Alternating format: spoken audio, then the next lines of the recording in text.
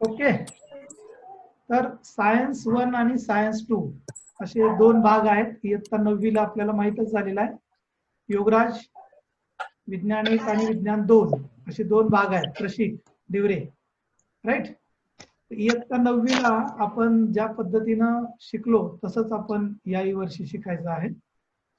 आज आपल्याला प्रत्येक टॉपिक साठी SSC बोर्डाला किती मार्काचं वेटेज आहे, किती मार्काला तो धडा आहे, हे आपल्याला नोंद करून घ्यायची आहे.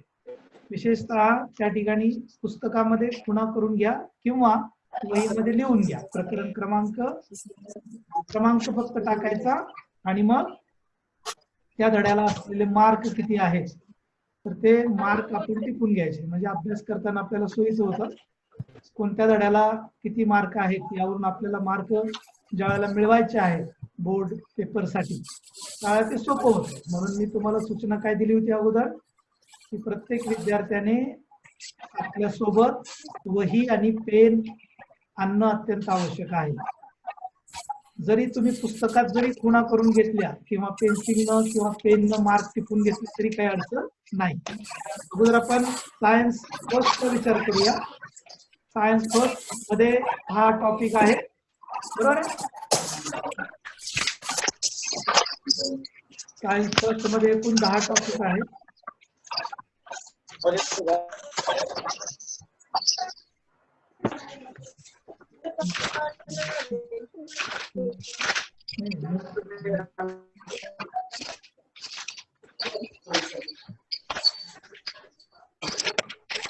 हा, सायन्स 1 मध्ये टोटल 10 टॉपिक आहेत. There R 10 topics in the science first and also in science second 10 topics also in the science second. Science फर्स्टच्या 10 प्रकरणांची नावं आणि त्याचं कनेक्शन 9वी मध्ये असणारं कनेक्शन पण मी तुम्हाला सांगणार आहे. पहिला जो टॉपिक आहे सायन्स फर्स्टचा तो आहे ग्रॅव्हिटेशन. ग्रॅव्हिटेशन बद्दल आपल्याला सगळ्यांना माहिती आहे. ग्रॅव्हिटेशन म्हणजे काय, त्यानंतर सर्क्युलर मोशन आणि सेंट्रिपिटल फोर्स या टॉपिक मध्ये आपण शिकणार आहोत.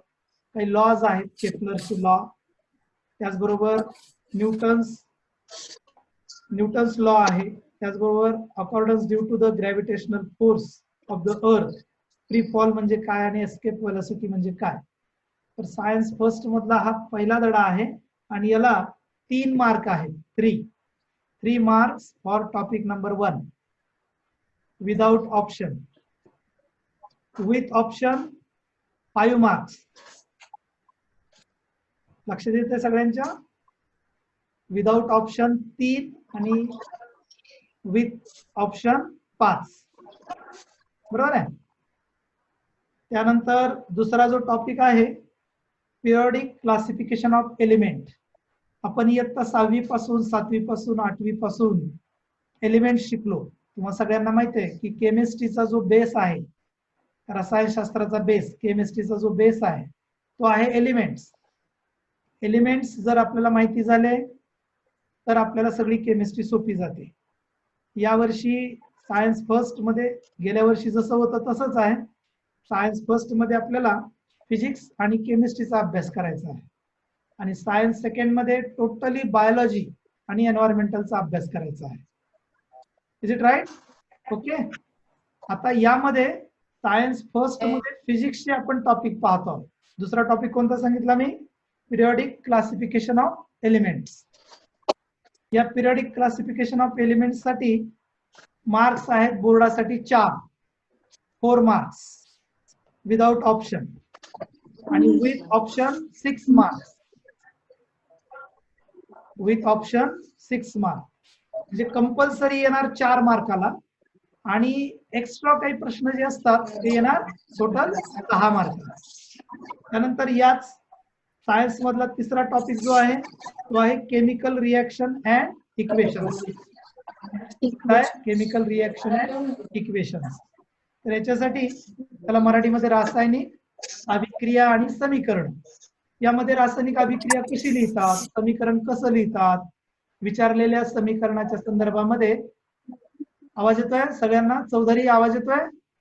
हा. विचारलेल्या समीकरणाच्या संदर्भामध्ये ते समीकरण कसं लिहायचं, याच्यासाठी काही मार्क्स राखीव आहे, त्याच्या स्टेप्स आहेत. तर या प्रकरणासाठी विथ ऑप्शन्स मार्क आहेत 4 आणि विदाउट ऑप्शन मार्क्स आहेत 6, 4, 6. Without option 4, with option 6 marks. त्यानंतर चौथा जो टॉपिक आहे तो परत फिजिक्सचाच आहे, इफेक्ट ऑफ इलेक्ट्रिक करंट. आपण नवीन आठवतं इलेक्ट्रिसिटी शिकलो, हाऊ इलेक्ट्रिसिटी जनरेट शिकलो. यावर्षी आपल्याला इलेक्ट्रिसिटीचे इफेक्ट शिकायचे आहेत. यामध्ये हिटिंग इफेक्ट एक आहे आणि मॅग्नेटिक इफेक्ट एक आहे.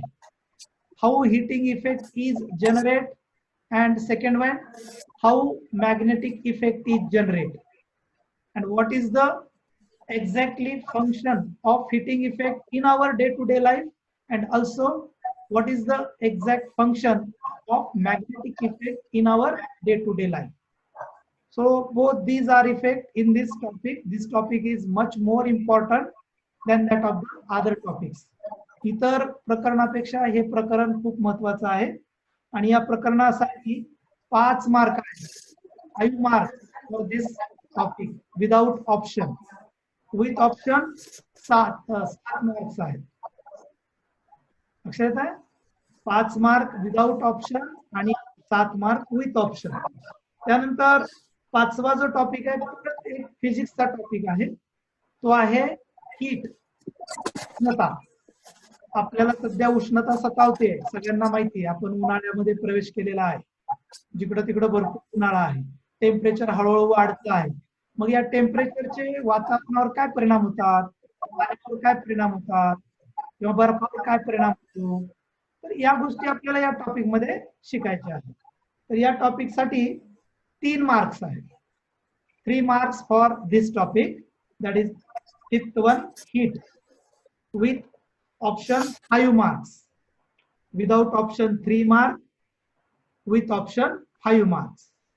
तर 5वा टॉपिक झाला. त्यानंतर 6वा टॉपिक आपला आहे रिफ्रॅक्शन ऑफ लाईट. ठीक आहे ना, आपण रिफ्लेक्शन शिकलो 8वी 9वी ला. रिफ्लेक्शन म्हणजे परत फिरणे आणि रिफ्रॅक्शन म्हणजे मार्ग बदलणे, चेंज देअर रूट. रिफ्लेक्शन म्हणजे परत फिरणे, वापस येणे, पण रिफ्रॅक्शन म्हणजे काय, परत नाही, त्यानं फक्त आपला मार्ग बदललेला आहे. तर या संदर्भामध्ये आपल्याला या वर्गामध्ये शिकायचं आहे. त्याला मराठीमध्ये आपण प्रकाशाचे अपवर्तन असं म्हणतो, रिफ्रॅक्शन ऑफ लाईट. आणि हा टॉपिक पण इलेक्ट्रिसिटीचाच महत्वाचा आहे. इलेक्ट्रिसिटीला जसं वेटेज आहे तसं या टॉपिकला पण खूप चांगलं वेटेज आहे. या टॉपिकला वेटेज आहे 5 mark, without option 5 marks, with option 7 marks, with option 7 marks. ठीक आहे. त्यानंतर 7वा जो टॉपिक आहे तो परत फिजिक्सचा आहे. 7वा टॉपिक लेन्सेस. त्याला आपण काय म्हणतो, भिंग. भिंगे व त्याचे प्रकार. जसं की आपल्यापैकी काही मुलांना चष्मे आहेत बघा, है की नाही सोनवणे, चष्मा आहे आपल्याला. तर तो चष्मा म्हणजे काय, that is also type of lens. बरेच मुलांना आहेत, शिक्षकांना आहेत, तो समाजामध्ये बघतो. शाळेमध्ये जर आपल्या 1200 विद्यार्थ्यांचे ऍव्हरेज काढलं तर 10% मुलांना चष्मे असतातच. मग तो जो चष्मा आहे त्याचा प्रकार असतो कॉन्केव्ह आणि कॉन्व्हेक्स. ठीक आहे, कॉन्केव्ह आणि कुणाचा तरी आवाज येतोय, कॉन्केव्ह आणि कॉन्व्हेक्स. तर या भिंग आणि भिंगाचे प्रकार याच्यासाठी वेटेज आहे 4 मार्काच, 4 मार्क्स. म्हणजे 7वा टॉपिक आहे लेन्सेस, त्याला वेटेज किती आहे, 4 मार्काच, विदाउट ऑप्शन. आणि with option 6 mark, with option 6 mark. त्यानंतर 8वा टॉपिक केमिस्ट्रीचा आहे. 8वा टॉपिक केमिस्ट्रीचा आहे metallurgy. It is depend upon the metals. There are so many types of the metals. तुम्हाला माहित आहे, लोखंड, आयर्न, ठीक आहे नाही, सोनं, चांदी, तांब, है की नाही, कॉपर आहे, त्यानंतर सिल्वर आहे, गोल्ड आहे, प्लॅटिनम आहे, सोडियम आहे, मॅग्नेशियम आहे, ॲल्युमिनियम आहे. So all these are the metals. Some metals are noble, अत्यंत व्हॅल्युएबल आहेत, आणि काही मेटल्स मात्र तितकीशी महत्वाची नाहीये. मग हे मेटल्स काढतात कसे, तयार करतात कसे, आणि त्या मेटल्स पासून मग हे जे आपल्या व्यवहारात आपल्या उपयोगाचे जे वस्तू आहेत त्या वस्तू कशा तयार करतात, तत्पूर्वी मेटल्स कसे काढतात याचा आपल्याला या टॉपिक मध्ये विचार करायचा आहे. आणि त्याला काय म्हटलंय, study of the metals and their properties, that is nothing but the metallurgy. टॉपिकचं नाव काय, मेटलर्जी, 8वं. आणि याला मार्क्स आहेत 4 marks, without option 4 marks. Anamika, you got it, 4 marks for 8 topic. लक्षात येतंय? आरती, आवाज येतोय? आरती चव्हाण, आवाज येतोय ना? अजिंक्य, सगळ्यांनी व्हिडिओ ऑन करायचे, ऑफ कुणी करायचं नाही, व्हिडिओ ऑन करायचे. पल्लवी, आवाज येतोय? शिंदे, आवाज येतोय? विजय, हा, सगळ्यांनी व्हिडिओ ऑन करायचं. सोमेश्वर, आवाज येतोय माझा? ओके. तर मेटलर्जी साठी 4 मार्क्स आहेत विदाउट ऑप्शन, आणि विथ ऑप्शन 6 मार्क्स, 4/6. पहिला आहे कंपल्सरी आणि ऑप्शनल सहित 6. त्यानंतर 9वा टॉपिक परत केमिस्ट्रीचा आहे, and that is much more important because in 11th and 12th this topic is basic in 10th standard, that is the carbon compounds. आपल्या जीवनामध्ये जेवढ्या वस्तू आपण वापरतो, जेवढ्या वस्तूचा आपण वापर करतो, त्या सगळ्या वस्तू कार्बन पासून बनलेल्या असतात. मग कागद असू देत, कपडा असू देत, अन्न असू दे, कोणताही, ते जाळलं की काळा कार्बन शिल्लक राहतो. भात करपला, जळाला की खाली काय शिल्लक राहते, काळा करपलेला भाग शिल्लक राहतो. ओके. किंवा भाकरी करपली की काळपट पडते. म्हणजे हा पदार्थ सुद्धा कार्बन न बनलेला आहे. ग्लुकोज बघा, कोणती शुगर, त्याच्यामध्ये कार्बन आहे. म्हणजे व्यवहारातले 90% पदार्थ कार्बन पासून बनलेले आहे, आणि हा कार्बन आपल्या जीवनाचा अविभाज्य भाग आहे. म्हणून यासाठी this topic is also included in your 10th standard. This is the basic topic, like the metallurgy as well as electricity. Both these topics are the basic topics for 11th and 12th standard.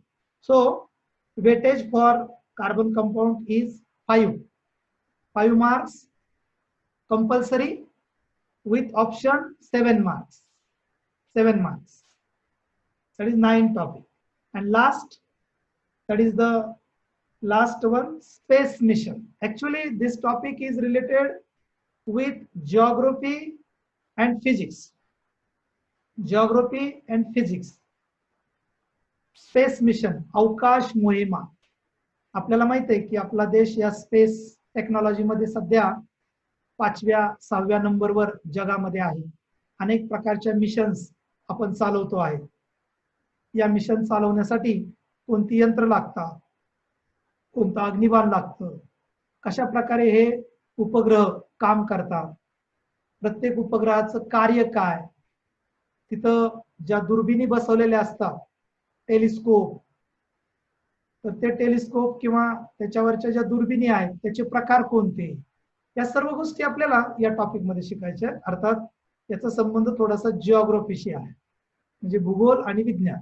पण technology ही सायन्सची आहे, फिजिक्सची आहे, म्हणून आपल्या science मध्ये हा topic टाकलेला आहे.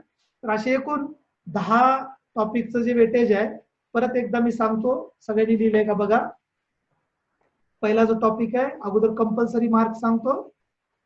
पहिला topic gravitation 3 marks, periodic classification of elements 4 marks, then chemical reactions and equation 4 marks, then effect of electric current 5 marks, then heat 3 marks, then refraction of light 5 marks, then lenses 4 marks, then metallurgy 4 marks, then carbon compound 5 marks, and last, that is space mission 3 marks.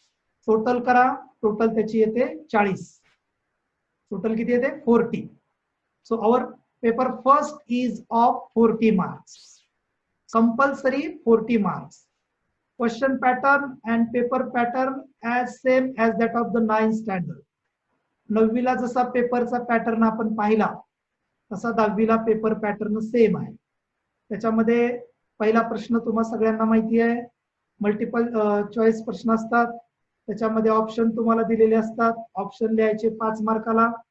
Paper पॅटर्नच्या संदर्भामध्ये आपण नंतर चर्चा करू.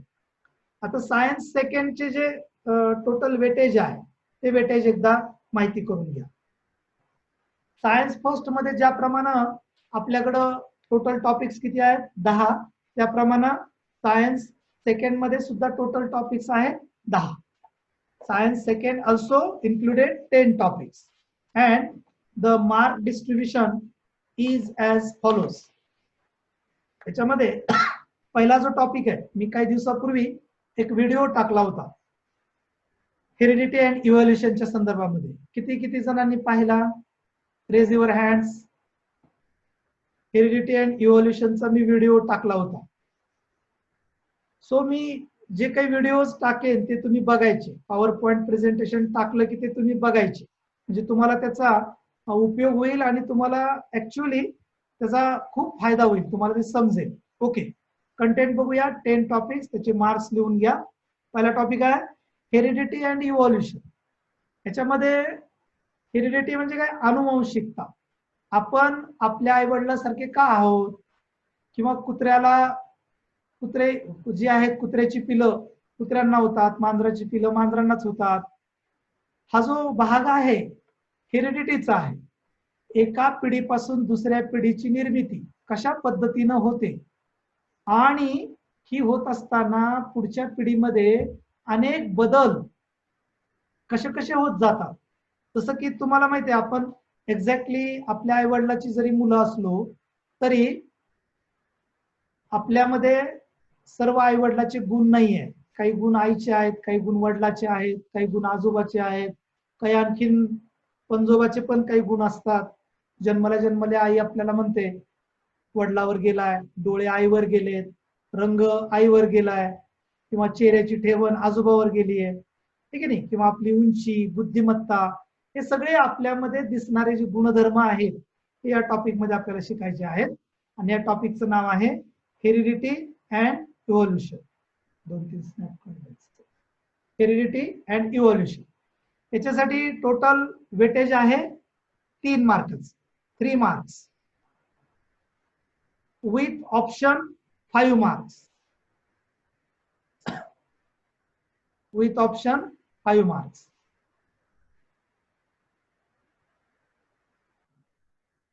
ठीक आहे. त्यानंतर दुसरा जो टॉपिक आहे तो आहे, ऍक्च्युअली दुसरा आणि तिसरा टॉपिक हा एकच टॉपिक आहे, पण सोयीसाठी आपण त्याला 2 टॉपिक मध्ये डिवाइड केलंय. Life processes in living organism part first and life processes in living organism part second. Part first मध्ये काही प्रोसेस शिकायच्या आहेत आणि पार्ट सेकंड मध्ये काही प्रोसेस शिकायच्या आहेत. तर पार्ट फर्स्ट मध्ये कोणत्या प्रोसेस आहेत, पार्ट सेकंड मध्ये कोणत्या प्रोसेस आहेत, ते आपण डिटेल त्या वेळेला बघूया. तर सेकंड जो टॉपिक आहे life processes in living organism part first साठी 4 marks compulsory and with option 6 marks. 4 marks compulsory with option 6 marks. तिसरा टॉपिक सेम आहे, that is life processes in living organism part second. याच्यासाठी 5 marks आहे compulsory, 5 marks compulsory, आणि विकल्पासह किंवा ऑप्शनसह 7 marks, 7 mark आहे ऑप्शनसह. त्यानंतर चौथा जो टॉपिक आहे, 4th topic, that is related to our environment. Environmental स्टडीचा जो काही टॉपिक्स आहेत त्याच्याशी रिलेटेड आहे. टॉपिकचं नाव आहे एन्व्हायरमेंटल मॅनेजमेंट, पर्यावरणीय व्यवस्थापन. या पर्यावरणाचं व्यवस्थापन कसं करायचं, ते बिघडलं तर काय प्रॉब्लेम निर्माण होईल. सध्या तुम्ही पाहताय संपूर्ण सजीव सृष्टी एका विशिष्ट रोगानं परेशान आहे, विशेषतः मानव जमात परेशान आहे. पर्यावरणामध्ये झालेल्या बदलाचे परिणाम आहेत. हीट वाढते, त्याचे परिणाम काय होणार, तर या संदर्भातला अभ्यास आपल्याला टॉपिक मध्ये करायचा आहे आणि याला आहेत mark 5 marks are there compulsory with option 7 marks 5-7. त्यानंतर 5वा जो टॉपिक आहे तो परत पर्यावरणाशी रिलेटेड आहे, that is towards green energy. Towards green energy. Towards green energy. Kavya Gosavi sound on कर, तुझं साऊंड ऑन कर.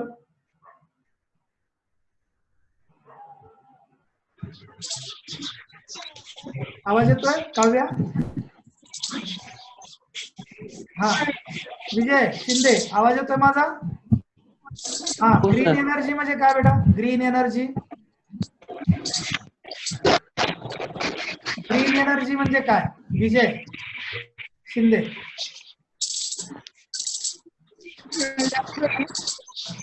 सांगता येईल ग्रीन एनर्जी? ओके हरकत नाही, ठीक आहे. चौधरी चौधरी सांगता येईल तुला ग्रीन एनर्जी म्हणजे काय? साऊंड ऑन कर चौधरी.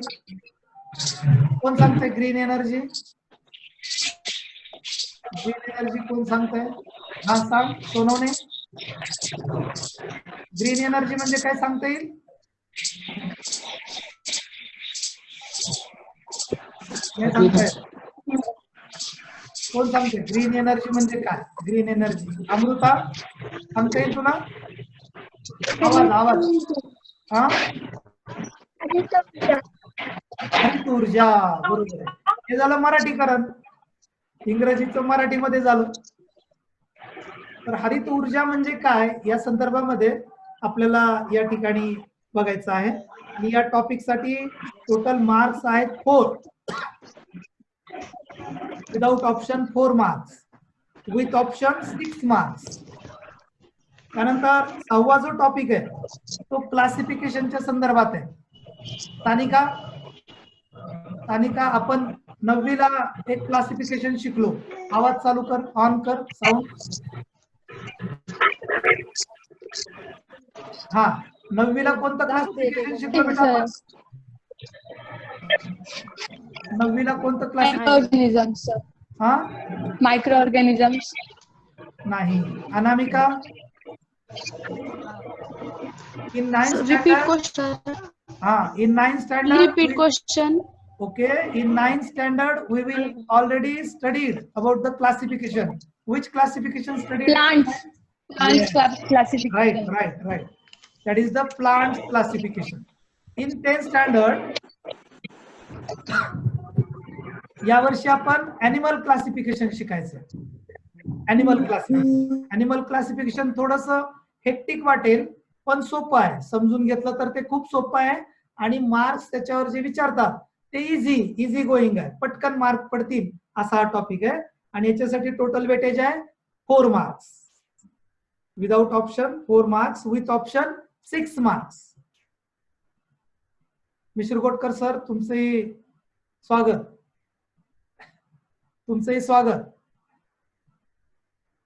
मिश्र गोटकर सर पण जॉईन झालेत आपल्याला.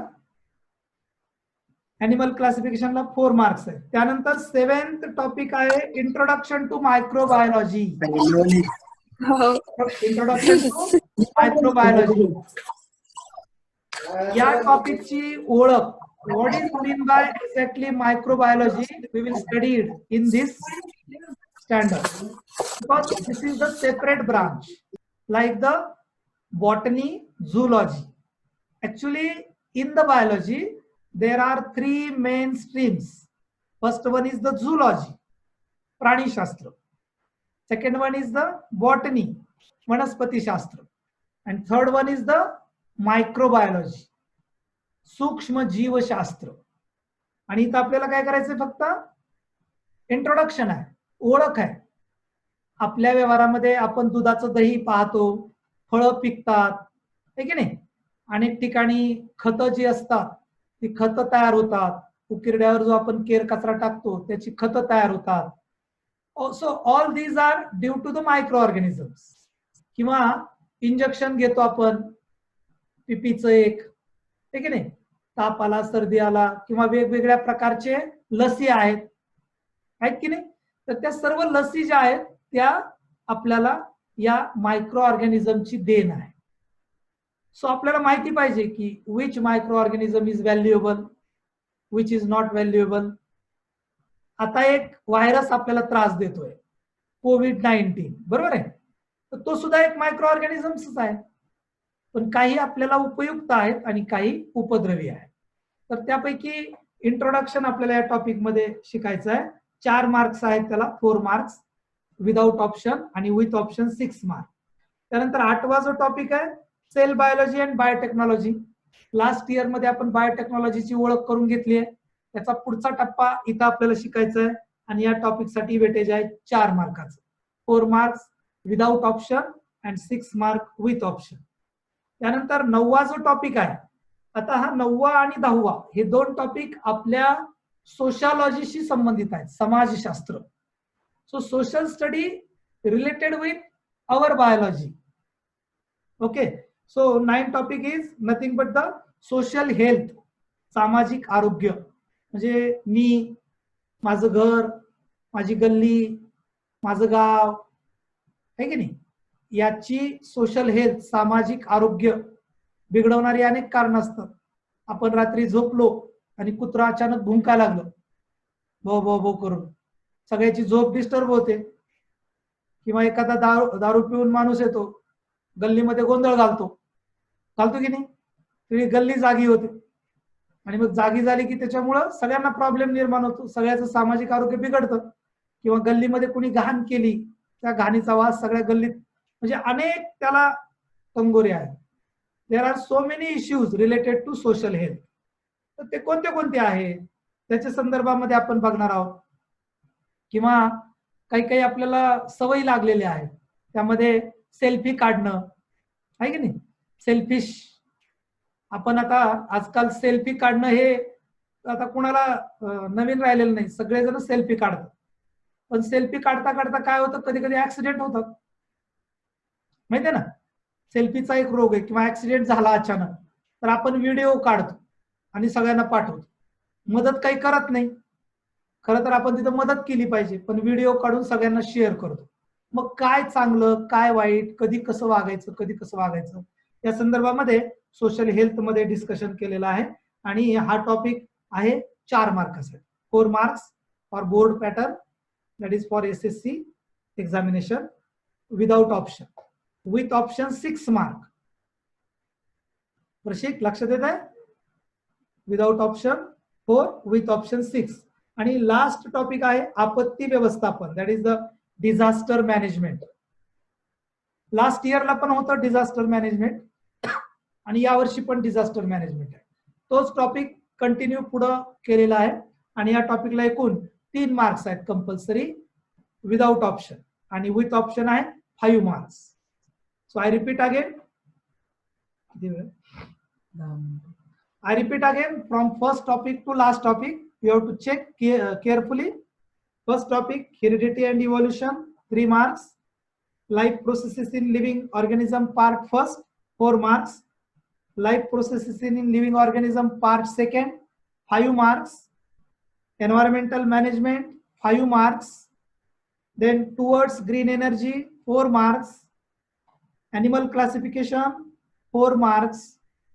Introduction to microbiology, 4 marks.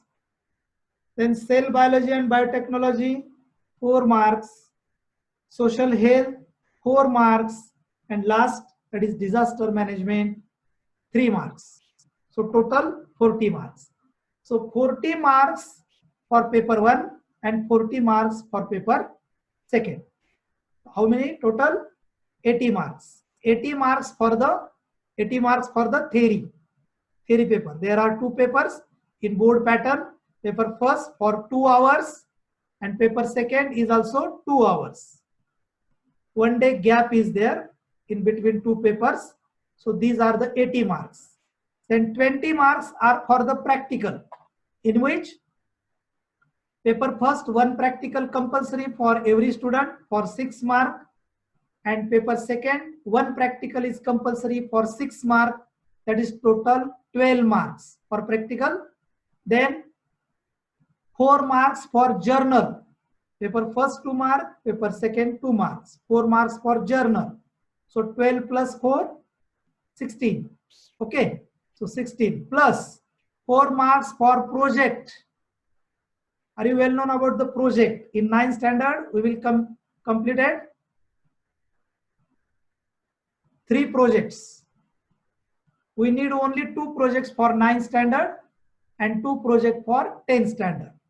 Total 4 projects must be essential for the 10th class. 9वीच्या वर्गातले 2 project आपल्याला ती प्रोजेक्टची वही तशीच ठेवायची आहे आणि 10वीच्या या वर्षी आपल्याला 2 प्रोजेक्ट करायचे. म्हणजे प्रयोगाला 12 मार्क, विज्ञान 1 ला 6, विज्ञान 2 ला 6, प्रयोग वहीला 4 मार्क, 12 4 16 आणि प्रोजेक्टला 4 मार्क, हे 20. टोटल इंटरनल इव्हॅल्युएशन झालं 20 मार्काचं चौधरी, आणि थेरी पेपर झाले 80 मार्काचे. म्हणजे टोटल सायन्स झालं आपलं 100 मार्काचं. 100 मार्कापैकी जो थेरी मध्ये चांगला मार्क घेतो त्याला आरामात 90च्या पुढे मार्क पडतात. आता 9वी आणि 10वी याच्या स्टडी मध्ये थोडासा फरक आहे. तो फरक काय आहे मी तुम्हाला थोडा आज सांगतो. नेक्स्ट वीकला किंवा नेक्स्ट पिरियडला आपण डायरेक्ट टॉपिकला हात घालणार आहोत. तुम्हाला माहिती आहे की तुमचे आता वर्ग शिक्षक अंकुश ठोळे सर आहेत आणि ते सायन्स फर्स्ट शिकवणार आहेत आणि मी सायन्स सेकंड शिकवणार आहे. त्यामुळं पुढच्या तासाला आपण डायरेक्ट टॉपिकला हात घालणार आहोत. आणि पहिला टॉपिक आपला कोणता आहे आता? Heredity and evolution. पुढच्या वेळेला ज्यावेळेला आपण जॉईन होणार त्यावेळेला मी तुम्हाला काही पॉवर पॉइंट प्रेझेंटेशन पण दाखवणार आणि चर्चा पण करणार. पण तुम्ही येताना तो टॉपिक वाचून यायचं काळजीपूर्वक, म्हणजे तुम्हाला समजायला तो सोपा जाईल. टॉपिक झाला की मग त्यावर मी काही क्वेश्चन पण देईल, काही प्रश्न देईल महत्वाचे बोर्ड पॅटर्नच्या हिशोबाने, बोर्डाच्या हिशोबाने. तुम्ही ते प्रश्न पुस्तकात बघून सोडवायचे. एक काळजी घ्यायची की गाईड अपेक्षित वापरायचं नाही. गाईड अपेक्षित वापरलं कारण पूर्वीची पद्धत रायटिंग स्किलची वेगळी होती, आताची पद्धत वेगळी आहे. आता प्रश्न ऍप्लिकेशन बेस आहेत, त्यामुळे तुम्हाला ते समजले पाहिजे. समजले तर लिहिता येतील. बरोबर अजिंक्य? समजलं तर लिहिता येईल, नाही समजलं तर लिहिता येणार नाही. विज्ञानामध्ये नापास तर कुणी होत नाही, पण समजलं पाहिजे. बरोबर आहे योगराज? आदित्य, समजलं तर लिहिता येईल, नाही समजलं तर लिहिता येणार नाही. म्हणून आपण समजून घेणं फार गरजेचं आहे. व्यवहारे लक्ष देत आहे? शुभांगी, जोनवाल, कल्याणी, काव्य आहेच आहे, अनामिका आहे, मंथन. लक्षात आहे सगळ्यांच्या? तुम्ही तुमचं नाव टाकत जा म्हणजे नाव पण माझ्या लक्षात येऊन जाईल. ओके. सेकंड महत्वाचा मुद्दा आपल्याला आता एक लक्षात घ्यायचा आहे की 9वी आणि 10वी मध्ये काय फरक आहे.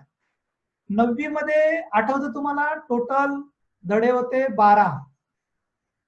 6 पहिल्या सत्रामध्ये, 6 दुसऱ्या सत्रामध्ये, 3 3 4 4, म्हणजे तिथं अर्धा अभ्यासक्रम होता. आता अर्धा अभ्यासक्रम नाही. We have to complete syllabus in board pattern examination. That is 10 topic for paper first and 10 topic for paper second. So thoroughly, व्यवस्थित काळजीपूर्वक जर आपण अभ्यास केला तर आपल्याला तो अवघड जाणार नाही. वन बाय जसा टॉपिक आपला झाला तसा टॉपिक पूर्णच्या पूर्ण केला की परीक्षेमध्ये आपल्याला कुठल्याही प्रकारची अडचण येणार नाही. आपल्याला यावर्षी काय काय लागेल? 2 पुस्तकं तर घ्यायची नवीन, एक वही विज्ञान 1 साठी वेगळी करायची आणि एक वही विज्ञान 2 साठी वेगळी करायची आपल्या नोट्स लिहिण्यासाठी. त्यानंतर एक प्रयोग वही लागेल तुम्हाला. ती प्रयोग वही आम्ही प्रोव्हाइड करू. त्या प्रयोग वहीमध्ये तुम्हाला प्रयोग लिहायचे आहेत. Total 12 experiments for paper first and 12 experiment for paper second. There are total 24 experiments in the 10th standard. आणि तुम्हाला परीक्षेमध्ये ते एक्सपेरिमेंट स्वतःला करावे लागतात. 9वी पर्यंत कसं तरी चालायचं, केलं चालतंय, नाही केलं चालतंय, करून बघितलं चालतंय, नाही करून बघितलं चालतंय, बरोबर आहे पल्लवी? पण आता नाही चालणार, आता तुम्हाला ते एक्सपेरिमेंट करावे लागतील. केल्यानंतर परीक्षेमध्ये पण करून दाखवावे लागतात, त्याचे मार्क्स तुम्हाला पडतात, परीक्षा बोर्ड घेतं. थेरी पेपर मध्ये फरक आहे, थेरी पेपर मध्ये आपण 9वीला अर्धा अर्ध करायचो, आता अर्धा अर्ध सिलेबस नाही, होल स्टडी आहे. विज्ञानाचा विचार केला तर 20 टॉपिक्स आर देअर, 20 धडे आहेत, आणि दररोजच्या दररोज वाचन करणे आणि वाचन करून त्याच्यावरच्या नोट्स, मी जे मुद्दे देईल त्या मुद्द्यानुसार नोट्स काढणे, हा एकमेव पर्याय आपल्या समोर आहे. आपण पुढच्या तासाला पहिला जो टॉपिक आहे त्या पहिल्या टॉपिकच्या संदर्भामध्ये इंट्रोडक्टरी पार्ट मी तुम्हाला फक्त सांगतो, 2 मिनिटं आहेत, त्यानंतर आपण 2 मिनिटं प्रश्न किंवा काही अडचणी तुमच्या असतील तर ऐकून घेऊ, आणि हा जो पिरियड आहे आपला 40 मिनिटाचा तो थांबू. हेरिडिटी अँड इव्होल्युशन मध्ये heredity and hereditary changes, page number 1, science second, page number 1, science second. आपण सायन्स सेकंड सुरू करतोय आता. त्याच्यामध्ये वरती जे हेडिंग दिलेत त्यातलं पहिलं हेडिंग कोणतं आहे, कोण वाचतंय? अनामिका वाच, साऊंड ऑन कर. हा बोल. Heredity and hereditary changes. Okay, second इव्हॉल्युएशन.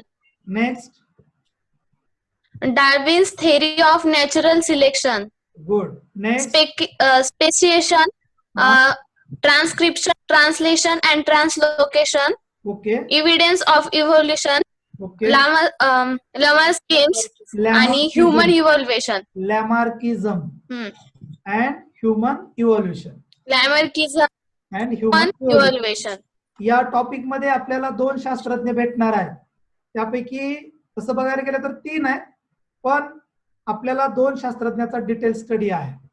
त्यामध्ये Darwin's theory of natural selection आणि लॅमार्किझम, या 2 थेरीज खूप व्हॅल्युएबल आहेत. डार्विन्स थेरीवर प्रश्न बऱ्याच वेळा विचारतात, लॅमार्किझम हा छोटा बीट आहे परंतु तोही महत्वाचा आहे. यावर्षी ट्रान्सक्रिप्शन वर प्रश्न विचारलेला होता आणि इव्हिडन्सेस ऑफ इव्हॉल्युशन वर पण प्रश्न विचारलेला होता, लक्षात घ्या. त्यामुळं या टॉपिक मध्ये हे महत्वाचे मुद्दे आहेत.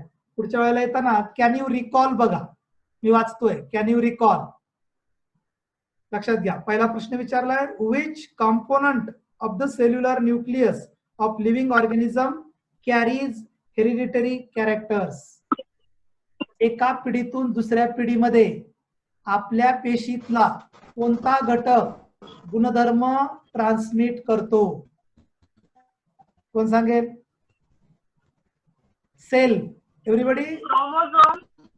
Okay, chromosome. Chromosome is the correct answer, but where chromosome is exactly present? DNA. Chromosomes कुठं असतात? DNA. वर. ओके, डीएनए कुठं असतो? न्यूक्लियस मध्ये. न्यूक्लियस मध्ये, correct. So nucleus is the brain of cell. Nucleus is the main important part of cell. Nucleus conduct every activity of cell. हा जो nucleus आहे ना, तो सेलच्या सगळ्या ऍक्टिव्हिटी कंडक्ट करतो. तसंच एका पिढीचे गुणधर्म दुसऱ्या पिढीमध्ये न्यायचं काम पण खऱ्या अर्थानं न्यूक्लियस करतो. न्यूक्लियस मध्ये मग डीएनए, डीएनए वर तुम्ही सांगितलं आता त्याप्रमाणे जीन्स असतात, जीन्सची प्रत्येकाची वेगवेगळी ठेवण असते, त्यानुसार आपण वेगवेगळे प्रत्येक जण आहोत. तर हा पार्ट महत्वाचा आहे. सेकंड क्वेश्चन याच्यामध्ये विचारलेला आहे, what do we call to the process of transfer of physical and mental characters from parents to the progeny. Progeny म्हणजे पुढची पिढी. प्रोजेनी म्हणजे काय? पुढची पिढी. पॅरेंट्स म्हणजे आपले, आपण म्हणतो ना आपले पॅरेंट्स. पॅरेंट्सला मराठीत आपण काय म्हणतो? पॅरेंट्सला मराठीमध्ये काय म्हणतो? पालक. शिवांगीनं बरोबर सांगितलं, पालक म्हणतो, पालक. त्याला उत्तर द्यायचं ना, त्यांना आपला जो साऊंड आहे तो ऑन करायचं, उत्तर द्यायचं. पालकामधून आपल्या पुढच्या पिढीमध्ये गुणधर्म नेण्याची जी प्रक्रिया आहे त्याला आपण काय म्हणतो? हेरिडिटी. हेरिडिटी. मराठीमध्ये अनुवंशिकता. हेरिडिटी म्हणजे अनुवंशिकता. आणि तिसरा प्रश्न आहे, which are the components the DNA molecule. DNA molecule चे कंपोनंट कोणते आहेत आठवतं 9वीचा कंटेंट आपण ती हा कोण सांगताय भारती सांग हा भारती करपे. हा बोल क्रोमोझोम, हा RNA, नाही Genes. डीएनए मॉलिक्यूलचे कंपोनंट सांगायचे नायट्रोजनस मटेरियल एक ते किती प्रकारचे असतात चार प्रकारचे बरोबर आहे काव्या किती प्रकारचे चार ॲडेनिन ग्वानिन सायटोसिन थायमिन हे चार प्रकारचे नायट्रोजनस बेस त्यानंतर पेंटोज शुगर बरोबर आहे त्यानंतर बॉन्ड असतात मध्ये बॉन्ड फॉस्फेट बॉन्ड ठीक आहे नाही तर हे कंटेंट कुणाचे असतात डीएनए चे डीएनए मॉलिक्यूल कुणापासून बनतो तर कडेला जे असतं कडेला आपण माहितीये शिडीप्रमाणे जशी शिडी आहे शिडीला जर पिरगळलं तर डीएनए मॉलिक्यूल तयार होईल घरावर चढायची जी शिडी असते त्या शिडीला जर असं पिळ दिला तर डीएनए मॉलिक्यूल छान बनवला होता अनामिकानं आठवतं का ते मॉडेल अजूनही ऑफिस मध्ये ठेवलेलं आहे त्याच्यावर ॲडेनिन ग्वानिन सायटोसिन थायमिन हे नायट्रोजनस बेस असतात आणि या चारने मिळून असे अनंत जीन्स तयार होतात एक जीन किंवा जीनच्या ग्रुपमुळे गुणधर्म एका पिढीतून दुसऱ्या पिढीमध्ये ट्रान्समिट होत असतात ओके लक्षात येत आहे तर या संदर्भामध्ये हेरिडिटी अँड हेरिडिटरी चेंजेस म्हणजे काय याबद्दल आपण पुढच्या तासामध्ये विचार करणार आहोत पुढच्या वेळेला येताना हे पहिलं आणि दुसरं पेज काळजीपूर्वक वाचून यायचं आहे जवळपास 30 जण आज जॉईन झालेले आहेत 30 जण तुम्हाला काही शंका प्रश्न सानिका महाजन त्यानंतर अमृता कंगाळे कृष्ण दिवरे विजय शिंदे संतोष व्यवहारे भावाचा कोण आहे कवडलाच आहे व्यवहारे त्यानंतर मंथन आहे तुम्ही जॉईन होताना स्वतःचं नाव टाकत चला म्हणजे मग ते नाव मला इथे दिसतं चला सर नंतर कधी होणार तास नंतर आता तुम्ही ग्रुप चेक करायचा आता ग्रुपवर वाकळे सरांचा तास पडलेला आहे तुम्ही जर ग्रुपची सूचना बघितली महेंद्र वाकळे सरांचा तास पडलेला आहे प्रत्येकाची डेट आणि शेड्यूल फिक्स करून टाकलं जाईल त्या डेटला त्या शिक्षकांच्या त्यावेळी आपण ऑन करून बसायचं ठीक आहे लक्षात येते सगळ्यांच्या काही अडचण येते कुणाला आता जवळपास 50% विद्यार्थी जॉईन झालेले आहेत अजून 50% याच्यापासून अनभिज्ञ आहेत आपले जे मित्र आहेत मैत्रिणी आहेत त्यांना सांगा पहिल्या दिवशी 16-17 जॉईन झाले होते आज 28, 29, 30 पर्यंत जॉईन झालेले आहेत आता जे मुलं आहेत तुमची मैत्रीण कोण असे मित्र असे दोघं बसले चालतात जसं भारती सोनवणे आणि करते दोघी जणी एकाच डिव्हाइस वर बसलेले आहेत हरकत नाही काय अडचण नाही त्याच्याकडे डिव्हाइस नाही त्यांनी सोबत बसायचं फक्त कोरोना टाळायचा मास्क घरातल्या घरात मास्क लावायची गरज नाही कोरोना काळजी घ्यायची कारण आता भविष्यामध्ये काही सांगता येत नाही मे बी याच पद्धतीनं तुम्हाला शिकावं लागतं काही माहित नाही जुलै ऑगस्ट पर्यंत शाळा उघडतील माहित नाही त्यामुळे आपला स्टडी आपण करायचा आणि पुढे जायचं ओके नाव close the meeting right close करतोय मी मीटिंग आता दिलेला अभ्यास करायचा ठीक आहे ना ओके बाय